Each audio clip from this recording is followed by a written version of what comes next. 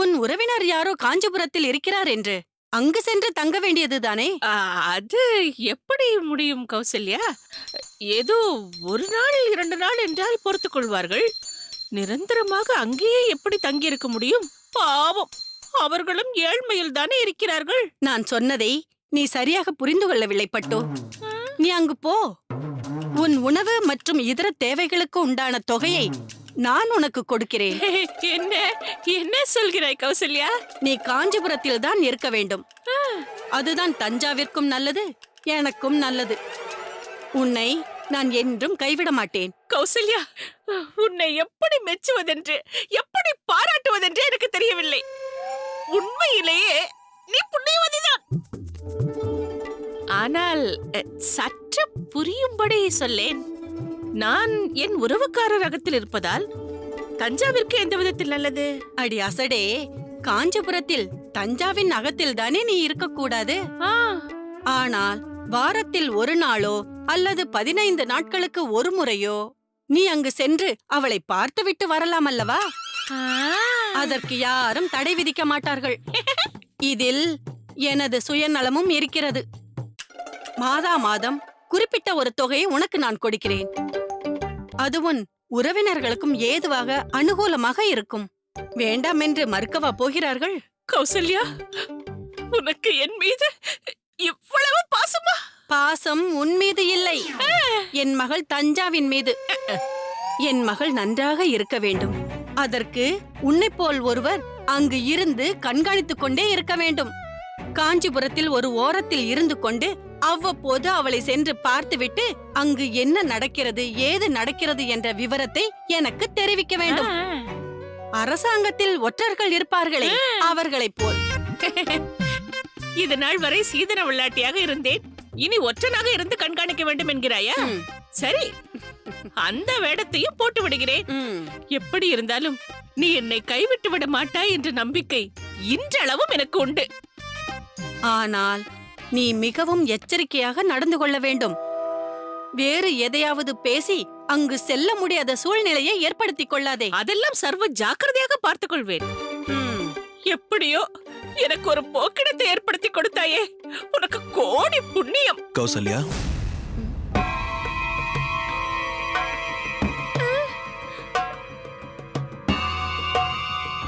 என்ன போக்கிடம்? பட்டு தங்குவதற்கு வேறு ஏதாவது ஏற்பாடு செய்து கொண்டிருக்கிறாயா?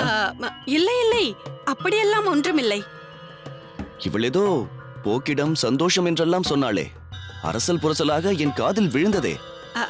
அது வேறொன்றும் இல்லை. அடுத்து எங்கு செல்வது என்று தவித்துக் கொண்டிருந்தாள். நான் தான் இவளுடைய உறவினர் ஒருவரை பற்றி இவளுக்கு நினைவுபடுத்தினேன். அதற்காக எனக்கு நன்றி சொல்லிக் கொண்டிருந்தாள், ஒரு போக்கிடம் கிடைத்து விட்டது என்று. நல்லது, வெளிப்படையாகவே சொல்கிறேன். பட்டு தஞ்சாவின் அகத்தில் இருந்ததில் எனக்கு உடன்பாடே இருக்கவில்லை. ஒவ்வொரு நாளும் ஏதாவது நடந்து விடுமோ என்று கவலைப்பட்டு கொண்டுதான் இருந்தேன். நல்ல வேளை, நான் பயந்தது போல் எதுவும் நடக்கவில்லை. என்ன பட்டு, அசம்பாவிதம் எதுவும் நடக்கவில்லை அல்லவா? இல்லை இல்லை, எதுவுமே நடக்கவில்லை. அதுவரை சந்தோஷம்தான். போகும் இடத்திலும் இதே போல் இருங்கள். ஏதாவது அவசரம் என்றால் நாங்கள் உதவுகிறோம். அதுதான் கௌசல்யாவே உதவுகிறேன் என்று சொன்னாலே. உதவுகிறாளா? என்ன உதவி? இல்லை இல்லை, உறவுக்காரர்களை பற்றி சொன்னேனே, அதை குறிப்பிடுகிறாள். அதுவா? சரி சரி, பார்த்து நடந்து கொள்.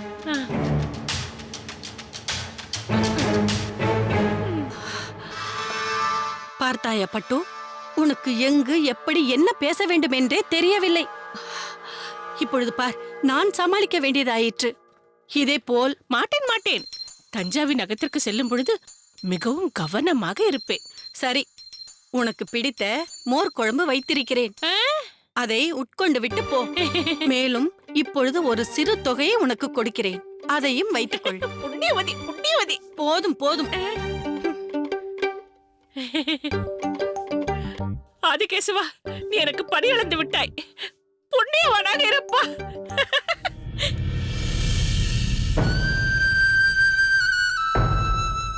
காந்திமதி, இந்த அகத்திற்கு ஒரு புராணம் உண்டு. ஏனென்றால் இது புராதீனமானது. சுமார் 200 ஆண்டுகளுக்கு முன் நிர்மாணிக்கப்பட்ட அகம் இது.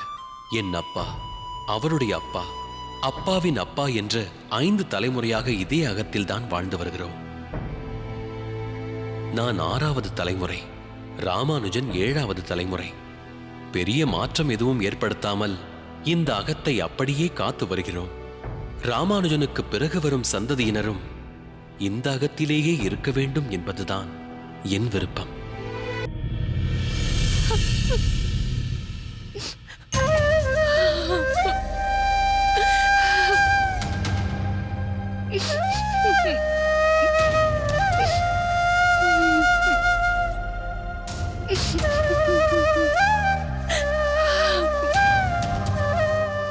என்னம்மா, ஏன் உங்கள் கண்கள் கலங்கி உள்ளன?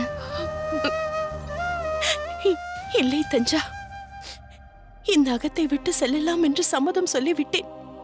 ஆனால் இங்கிருந்து கிளம்பும் இந்த கணம் வந்ததும் கண்கள் கலங்குகிறது. மனதை கல்லாக்கிக் கொள்ள இயலவில்லை. ஒரு தினமா 2 தினமா கல்யாணம் நடந்த அன்று இந்த அகத்தில் நுழைந்தேன். அன்று முதல் இதுதான் என் கோயில் என்று ஆகிவிட்டது. ராமானுஜனின் அப்பாதான் எனக்கு பெருமாளாக இருந்தார். மூலவர் இல்லாத அகம் மூலியாக இருந்தாலும் இங்கிருந்து கிளம்ப மனம் மறுக்கிறது. 5 தலைமுறையாக வாழ்ந்த அகம் இது. மீண்டும் இந்த அகத்திற்கு எப்போது வரப்போகிறேனோ தெரியவில்லை. வேறொருவர் இந்த அகத்திற்கு குடி வருவதை என்னால் கற்பனை செய்து கூட பார்க்க முடியவில்லை. இந்த அகத்தில் இருந்தவரை இதன் மகத்துவம் தெரியவில்லை. ஆனால் இதை விட்டு பிரியும் போதுதான் வேதனையாக இருக்கிறது தஞ்சா. சொல்லொண்ணா துயரம் நெஞ்சை அடைக்கிறது. ஏதோ ஒரு புது உலகத்திற்கு பயணிப்பது போல் எண்ணம் தோன்றுகிறது.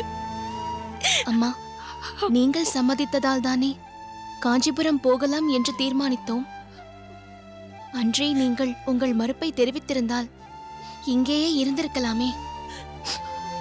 தஞ்சா, இங்கிருந்து செல்வதில் எனக்கு எந்த மாற்று கருத்தும் இல்லை. ஆனால் புறப்படும் நேரம் நெருங்க நெருங்க என் மனம் சஞ்சலம் அடைகிறது, பரிதவிக்கிறது. அம்மா, உங்கள் வேதனை எனக்கு புரிகிறது. சரி தஞ்சா, ராமானுஜன் எங்கே? பொருட்கள் எல்லாம் சரியாக வண்டியில் ஏற்றப்பட்டு விட்டதா என்று பார்க்க சென்றிருக்கிறார்.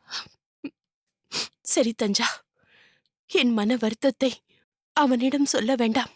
நான் எதுவும் சொல்ல தேவையில்லை. உங்கள் முகத்தை பார்த்து அவரே கண்டுபிடித்து விடுவார். யார் எதை கண்டுபிடித்து விடுவார்? அது ஒன்றுமில்லை ராமானுஜா.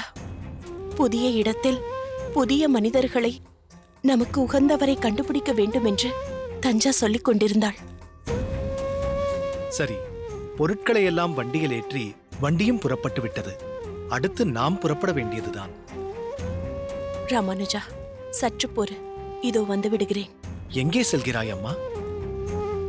ஒரு பொருளை நம்முடன் எடுத்து செல்ல வேண்டும். அடியேன்தான் எல்லா பொருட்களையும் வண்டியில் ஏற்றி அனுப்பிவிட்டேனே.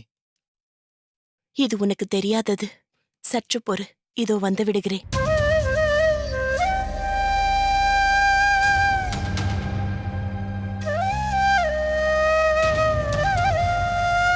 ஏன் தஞ்சா அம்மாவின் முகம் வாட்டம் கொண்டுள்ளது?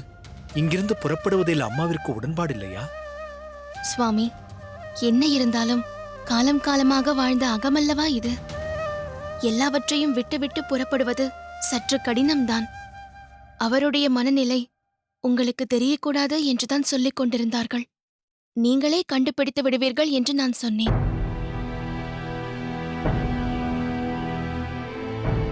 என்னம்மா இது? துளசி செடியுடன் வருகிறீர்கள்? ராமானுஜா, இந்த அகத்தின் ஞாபகார்த்தமாக இந்த துளசி செடி இருக்கட்டும். நாம் வாழ்ந்த இந்த மண்ணின் அடையாளமாக இது இருக்கட்டும். இங்கிருந்த சூழ்நிலையை மறக்க வேண்டும் என்பதற்காகத்தானே காஞ்சிபுரம் செல்கிறோம். எல்லாவற்றையும் மறந்துவிட வேண்டும் என்று வாய் வார்த்தையாக சொல்லலாம். ஆனால் அதை எப்படி மறக்க முடியும்? நம் நிழலை நம்மால் ஒதுக்க முடியுமா? அதுபோலத்தான் நினைவுகளும் நீங்காதவை. எப்பொழுதெல்லாம் இந்த அகத்தை பார்க்க வேண்டும் என்ற எண்ணம் எழுகிறதோ அப்பொழுதெல்லாம் இந்த துளசி கன்றை பார்த்து ஆறுதல் அடைந்து கொள்கிறேன். அடியேன் செய்வது எல்லாமே உனக்காகத்தான். உனக்கு எது சரியென்று படுகிறதோ அப்படியே செய். அதோ காளியின் பாட்டி வருகிறார். வாருங்கள் பாட்டி. என்ன ராமானுஜா, இது என்ன முடிவு? எங்கள் எல்லோரையும் பிரிந்து இந்த ஊரை விட்டே பிரிந்து செல்ல உனக்கு எப்படி மனம் வந்தது? என்ன பாட்டி இப்படி சொல்கிறீர்கள்? உங்களை விட்டு அடியேன் எப்படி போவேன்? அப்படி அடியேனால் எங்கு போக முடியும்? உடல்தான் காஞ்சியம்பதியில் இருக்குமே தவிர உள்ளம் ஸ்ரீபெரும்புதூரை விட்டு என்றும் அகலாது. மேலும் உங்கள் எல்லோருக்கும் துணையாக அந்த ஆதிகேசவ பெருமாளே இருக்கிறாரே. இருந்தாலும் இந்த ஊரிலேயே நீ வளைய வளைய வந்து போய்க் கொண்டிருப்பாய். அதை பார்த்து நாங்கள் பழகிவிட்டோம். அதனால் நீ நேரில் நடமாடுவதையே நான் பார்க்க விரும்புகிறேன் அப்பா. பாட்டி, அடியேன் இங்கிருந்து காஞ்சிபுரம் போனாலும் சரி, ஸ்ரீரங்கம் சென்றாலும் சரி, என் நினைவுகள் என்றுமே இங்குதான் இருக்கும். என்றென்றும் ராமானுஜனுக்கு இந்த ஸ்ரீபெரும்புதூர் தான் வாசஸ்தலம். அது உறுதி. கேட்கவே மிகவும் சந்தோஷமாக இருக்கிறது ராமானுஜா. இன்று நீ புறப்படுகிறாய். இதில் ஒரு ஒற்றுமை பார்த்தாயா? இன்று ஏகாதசி, நான் உபவாசம் இருக்கும் நாள். பாட்டி, இன்று காலைதான் அதை பற்றி நினைத்துக் கொண்டிருந்தேன். இன்று ஏகாதசி ஆயிற்றே, பாட்டி அவர்கள் விரதம் இருப்பார்களே என்று. அந்த விரதத்தை என்றென்றும் கைவிடாமல் கடைபிடியுங்கள். அதுவே அடியேனுக்கு மிக்க மகிழ்ச்சி அளிக்கும். ஒவ்வொரு ஏகாதசி அன்றும் நீங்கள் அடியேனை நினைத்துக் கொள்ளுங்கள். அதேபோல் அடியேனும் எங்கிருந்தாலும் ஏகாதசி அன்று மறக்காமல் உங்களை நினைத்துக் கொள்வேன். இது போதும் ராமானுஜா, இது போதும். இந்த ஒரு வார்த்தையே எனக்கு காலத்திற்கும் துணையாக இருக்கும்.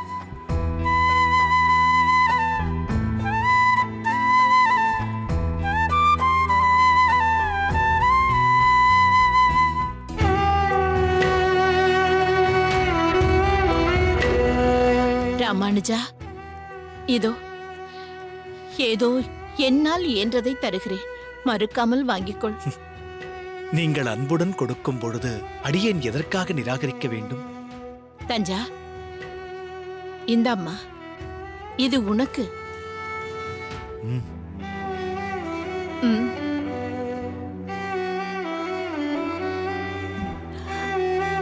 நீங்கள் இருவரும் இன்று போல் என்றென்றும் சீருடனும் சிறப்புடனும் சந்தான பாக்கியத்துடனும் கோடான கோடி வருடங்கள் வாழ வேண்டும். ராமானுஜா, காந்திமதி பாவம் ஒன்றும் அறியாதவள். அவளையும் நன்றாக வைத்துக்கொள். சரி பாட்டி. நான் வருகிறேன்.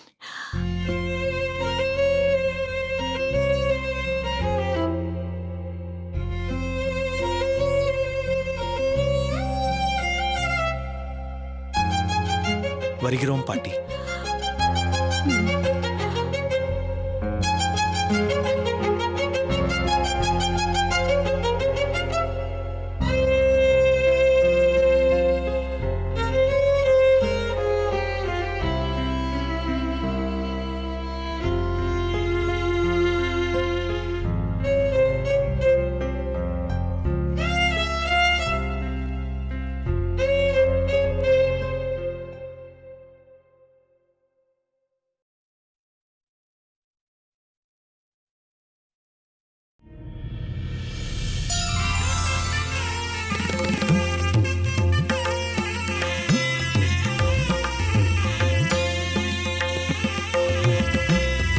நெல்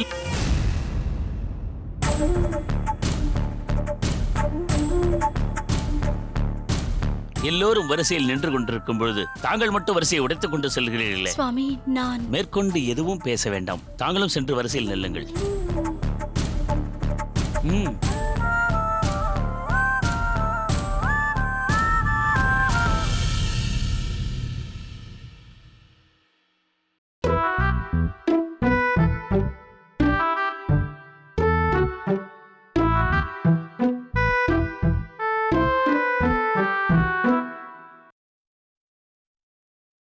என்ன ஜானகி, கோவித்துக் கொண்டிருக்கிறாயா?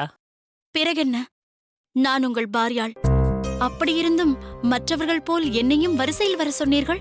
அனைவர் முன்னிலையிலும் எனக்கு அவமானமாகிவிட்டது. நான் உன்னை அனுமதித்திருந்தால் அது எனக்கு அவமானமாக இருந்திருக்கும்.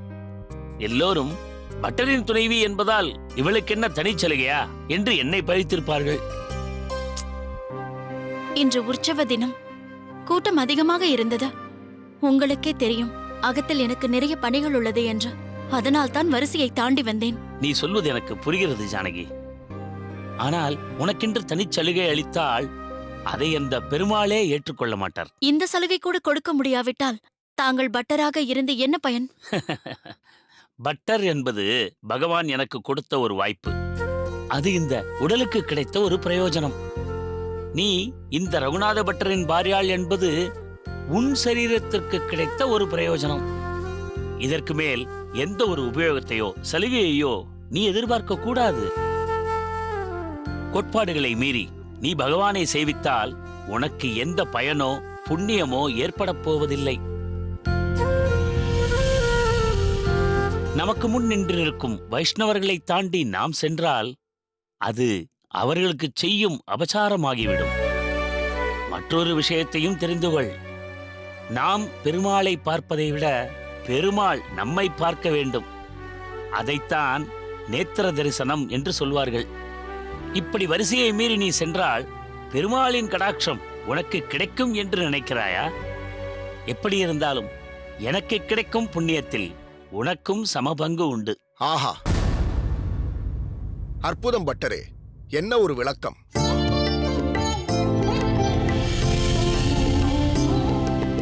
உலகம் போற்றும் மகாத்மாவாக நீ வலம் வரப்போகும் நாள் வெகு தொலைவில் இல்லை. கொலம்பஸ் 50-50. என்ன 50? Oh sorry, I am very sorry. 50 crores அதிபதியாக போறேன். என்னடா உளறற? அவ உளறலங்க, உண்மையதான் சொல்றான்.